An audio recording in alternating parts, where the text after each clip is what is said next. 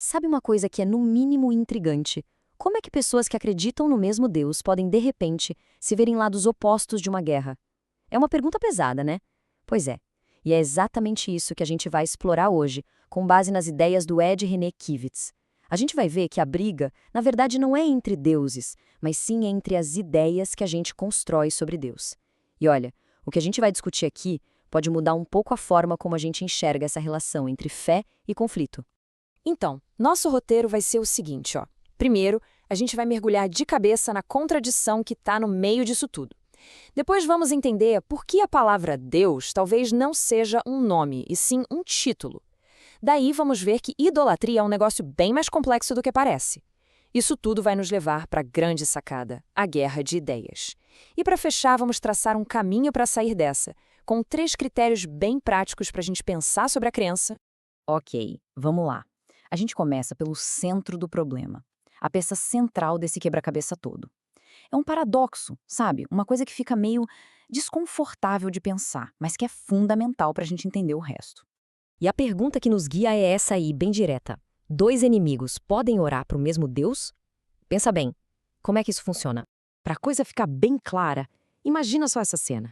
De um lado, um soldado cristão israelense.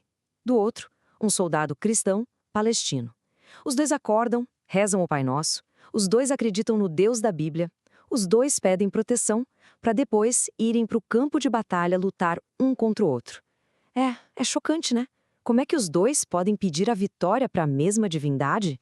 Beleza, para a gente começar a desatar esse nó, a gente precisa olhar para uma palavra, talvez a palavra mais importante de todas, de um jeito um pouco diferente.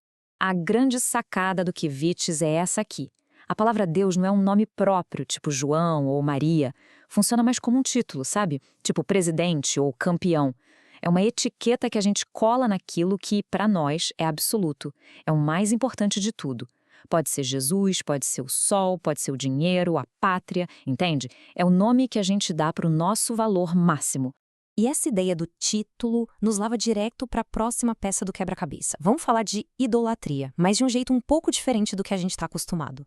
Essa frase, que é atribuída ao Papa Francisco, vira o jogo de ponta cabeça.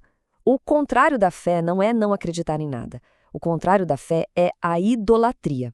Ou seja, a grande questão não é você acredita ou não acredita. A verdadeira pergunta é: onde é que está a sua devoção máxima? Então, a idolatria pode aparecer de basicamente 3 formas. A primeira é a clássica, né? Adorar outros deuses, outras entidades. A segunda é quando a gente pega uma coisa aqui do nosso mundo, dinheiro, poder, uma pessoa, e transforma isso no nosso absoluto.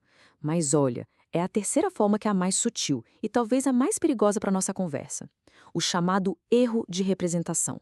É aqui que o negócio fica complexo. O que é esse tal de erro de representação? É simples. É quando você acerta de quem você está falando, mas erra feio no que você fala sobre essa pessoa. Você acerta o sujeito, mas a descrição que você faz dele está toda errada, a ponto de distorcer quem ele é de verdade. E essa analogia do Pelé, usada pelo Kivitz, é simplesmente perfeita para ilustrar isso. Imagina, todo mundo sabe quem é o Pelé, certo? O quem está correto.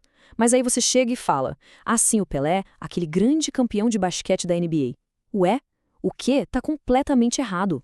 Você pegou a pessoa certa, mas descreveu ela de um jeito tão torto que, na prática, você criou uma imagem falsa, um ídolo que não existe. Certo. Agora que a gente tem essas peças na mão, Deus como título e idolatria como erro de representação, vamos juntar tudo. É aqui que a gente vai entender onde é que a verdadeira guerra acontece. Esse verso do Fernando Pessoa, ou melhor, do Alberto Caeiro, é genial. Ele diz o seguinte: existe a realidade, o universo, e existe a ideia que a gente tem sobre o universo.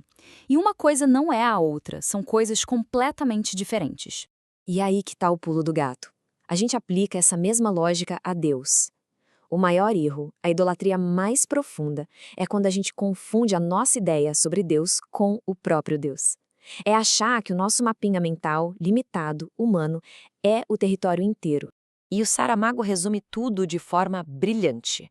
As pessoas não matam em nome de Deus, elas matam em nome da ideia que elas têm sobre Deus. É por isso que os soldados lá do começo podiam orar para o mesmo Deus. Eles não estavam brigando por Deus, estavam brigando e matando por ideias de Deus que eram totalmente opostas. A guerra é uma guerra de ideias, de representações. Ok, o diagnóstico é duro, mas está na mesa. O problema está claro. E agora? Como é que a gente sai dessa armadilha? Existe um caminho para a gente avançar? O caminho começa com duas atitudes fundamentais. A primeira, humildade intelectual. É a gente reconhecer de verdade que o que temos é uma ideia de Deus, não o próprio Deus. E a segunda, que é uma consequência direta da primeira, diálogo. Se o que eu tenho é uma ideia e o que o outro tem é outra ideia, a única saída civilizada é conversar sobre elas, não tentar impor a minha na marra. Só que, para esse diálogo não virar uma bagunça, a gente precisa de um ponto de partida, um norte moral.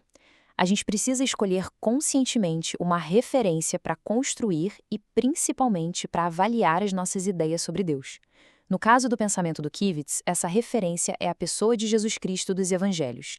E a partir dessa referência, a gente chega na parte mais prática de toda essa nossa conversa. Uma espécie de bússola moral, com 3 critérios bem claros. Então, a proposta do Kivitz é que qualquer ideia sobre Deus, para ser considerada válida, precisa passar por esses 3 filtros. Primeiro, essa ideia defende a vida humana como valor máximo acima de tudo? Segundo, ela defende a vida de toda e qualquer pessoa sem criar exceções, sem dizer que uma vida vale mais que a outra? E o terceiro, que é o teste de fogo. Essa sua ideia de Deus fica do lado de quem? Ela fica do lado das vítimas, dos mais frágeis, do órfão, da viúva, do estrangeiro? Essa frase é fortíssima, né? Ela amarra bem esse terceiro critério. Não é uma questão de partido A ou B. É uma questão de lado, de prioridade moral. E segundo essa lógica, uma ideia de Deus que seja autêntica sempre vai ter um lado. O lado de quem está sofrendo, o lado da vítima. E a gente fecha com essa pergunta, que fica para a gente pensar. Olhando para o mundo hoje, para o nosso país, para as conversas, para as brigas, qual é a ideia de Deus que parece estar ganhando essa guerra? Qual representação está moldando a nossa realidade? E talvez mais importante ainda, essa ideia que está vencendo, ela passaria por aqueles 3 testes que a gente acabou de ver? A resposta que a gente der para isso diz muito sobre o mundo que a gente está construindo.